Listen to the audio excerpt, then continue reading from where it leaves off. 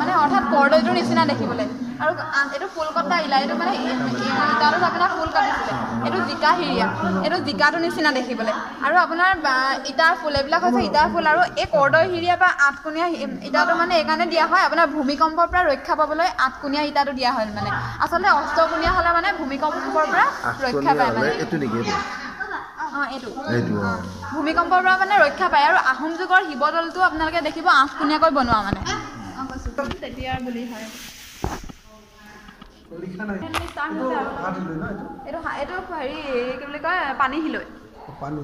সেইটো হাত শিলৈ এইবিলাক ফচিল বুলি যে কয় যে কেতিয়াবা কয় না শিলৰ মাজত ফচিল বুলি এইটো শিলৰ মাজত মানে ফচে এইটো শিলত যদি আপুনি কিবা কৰে নহয় মানে দুখ পালেও বা কিবা হ'লেও মানে আপোনাৰ ভৰি চৰি ফচি থাকিব মানে আগতে অলৌকিক আপোনাৰ পুৰা চলি আছিল যে এইটো কৈছে যে কাছৰ শিলত কটা মূল মানে এইবোৰ গিলাচ যে ধৰাই যে সেই শিলটোক মানে কাছ এইটো গিলাচ ধৰোৱা শিল মানে এইটো আহোম যুগৰ ইটা এইটো চেপেটা ইটা এই চেপেটা ইটাটো সাধাৰণতে স্বৰ্গদেউ মানে গদাধৰ সিংহৰ দিনৰ পৰা ব্যৱহাৰ হৈছে আপোনালোকে জানে আহোম যুগৰ প্ৰথমটো স্থাপত্য হৈছে থাওৰা দৌলটো আৰু উমানন্দ মন্দিৰ গুৱাহাটীত থকা সেইকেইটা মানে ইটা তেতিয়াৰ পৰা ব্যৱহাৰ হৈছে আৰু এইবোৰ সৰু সাজ থকা শিল এইবোৰ শিলৰ মানে আগতে আহোম যুগত শিলৰ মানে ব্যৱহাৰটো বহুত হৈছিল আপোনাৰ খাৰ বাৰুদৰ পৰা আদি কৰি সকলোবোৰ বনাবলৈ শিল ব্যৱহাৰ কৰা হয় লো আকাৰ মানে এই শিলটো লো পৰা বনাইছে আকৌ লো আকৰ দিয়া আছে এই শিলটোত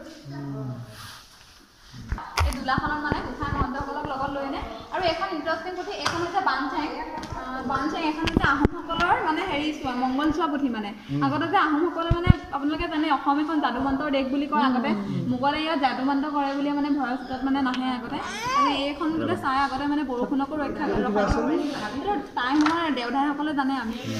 আহোম যুগৰ পাইপ হয় এইকেইডাল এয়া হৈছে মুখাশিল্প মুখাশিল্প মিনছ আমাৰ শিৱসাগৰ জিলাৰ ঐতিহাসিক সাতটা সত্ৰৰ পৰা কালেকশ্যন কৰা মুখা হয় আৰু এই মুখাসমূহ প্ৰস্তুত কৰিছে আমাৰ এয়া সুজিত বৰুৱা দাসে আপোনালোকে ফটোখন দেখিছে তেওঁ এই গোটেই মুখাবোৰ বনাইছে আৰু মুখাসমূহ কেনেকৈ বনোৱা হয় এয়া লগোৱা হয় তাৰপিছত গোবৰ মাটি দি তলত দিয়া হয় আৰু এইটো হৈছে কুহিলা এইটো সাধাৰণতে দ ঠাইত গজে মানে আৰু এইটো চেপ দিবলৈ সুবিধা হয় আৰু আগতে এই মুখাসমূহ হেঙুল আৰু হাইতা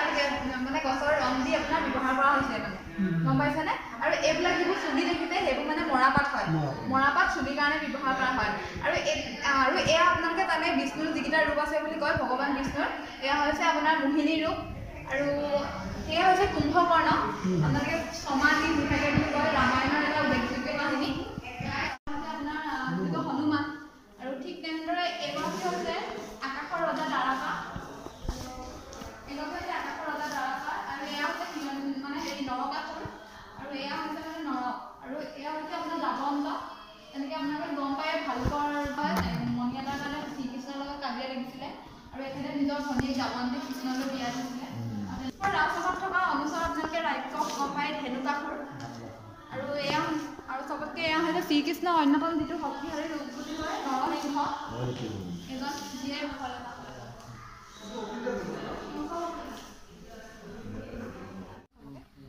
এইটো হৈছে ঘনশ্যাম ঘৰদে ঘনশ্যাম আছিল বংগদেশৰ এজন খনিকৰ অৰ্থাৎ মানে ইঞ্জিনিয়াৰ আৰু এই 1701 চনত স্বৰ্গদেউ ৰুদ্ৰসিংহই বংগদেশৰ পৰা ঘনশ্যাম খনিকক লৈ আনিছিল তেওঁ লৈ অনা মূল কাৰণ আছিল অসমৰ যিমানবিলাক স্থাপত্য আহোম ৰাজসিংহাসনৰ যিমানবিলাক স্থাপত্য মানে সেইবিলাক বনাবৰ উদ্দেশ্যত আৰু এইটো ঘনশ্যাম ঘৰ এইটো হৈছে পুৰামাটি শিল্প দেখিছেনে এইটো আপোনাৰ হাওলা দেখিছে এইটো আপোনাৰ এইফালে বহি আছে 6 ফুট তললৈ এইটো 6 ফুট তলত আছে মানে 1950 চনৰ ভূমিকম্পত এইটো 6 ফুট তললৈ ডাউন হৈ গ'ল এই ঘনশ্যাম ঘৰটো সেইকাৰণে এইটো বেকা আৰু মই যে কৈছোঁ ঘনশ্যাম ঘৰত ইউনিক আছে এইটো আপোনাৰ পৃথিৱী কতোৱে নাই বুলি এইকাৰণে মই কৈছোঁ এই প্ৰথম স্থাপত্যটো দেখিছেনে এইটো ইন্দ্ৰ হাতীৰ ওপৰত উঠি আছে ভাৰতবৰ্ষত যদিও হিন্দু ধৰ্মৰ প্ৰভাৱ মানে অসমত বহুত পিছত পৰিছিল কিন্তু ইন্দ্ৰ হাতীৰ ওপৰত উঠা প্ৰথম স্থাপত্য এইটো হয় এইটোৱে প্ৰথম যিটো স্থাপত্য ছেকেণ্ডটো দেখিছে বিষ্ণু অৱতাৰ তৃতীয়টো দেখিছে দুৰ্গাটো বাৰু য'ত আছে কিন্তু আকৌ ইটো চাওক 4 নম্বৰটো চাওক নাৰদ ঢেঁকীৰ ওপৰত উঠি আছে দেখিছেনে নাৰদ ঢেঁকীৰ ওপৰত উঠা আপুনি পৃথিৱীৰ অলয় বা তলৈ যাওক হিন্দু ধৰ্মৰ থকা দেশবিলাক বা ৰাজ্যবিলাক ক'তো নাপায় মানে নাৰদ ঢেঁকীৰ ওপৰত উঠা অকল বস্তুটো এইটো ইয়াতে আছে মানে যিটো স্থাপত্য আৰু এই আপোনালোকে এইবোৰ ফুলবোৰ দেখিছেনে এইবোৰ ফুল আৰু ৰংঘৰলৈ যদি আপোনালোক যায় ৰংঘৰৰ পিছত কিছুমান ফুল আছে সেই ফুলবিলাক কি জানেনে এই মেখেলাবিলাক যে আমি যে পিন্ধো যে মেখেলাবিলাকত যিবোৰ ফুল আছে গামোচাত যিবোৰ ফুল থাকে সেইবিলাক এইবোৰ ফুল আৰু ৰংঘৰটোলৈ যদি যায় যিটো আমাৰ এতিয়া গামোচাত যে লতা ফুলটো দিয়ে সেই লতা ফুলটো মানে খোদিত হৈ আছে অৰ্থাৎ অসমৰ শিপিনীয়ে তাঁতশালত যিবোৰ সপোন ৰচিছিলে এইবিলাক এই ওপৰবিলাক দেখিছেনে ফুলজালি কটাবিলাক